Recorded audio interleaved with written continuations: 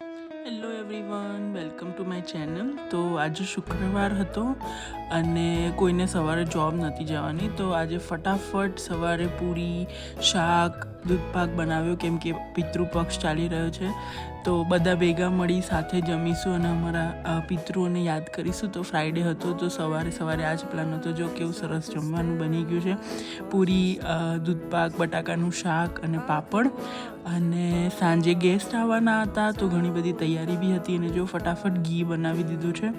તો આવી રીતે સરસ ઘી બનીને તૈયાર થઈ ગયું હતું. અને અહીંયા કેનેડામાં બટર આવે છે, અનસોલ્ટેડ બટર આવી રીતે, તો એનાથી જ અમે ઘી બનાવીએ છીએ. અને સાંજે જે ગેસ્ટ આવવાના હતા એમના માટે અમે બનાવવાના હતા દાલ બાટી.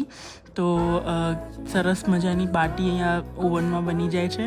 તો આવો કંઈક હતો અમારો શુક્રવાર. બહુ જ યમી બાટી બની હતી. Thank you for watching. Do like, share and subscribe.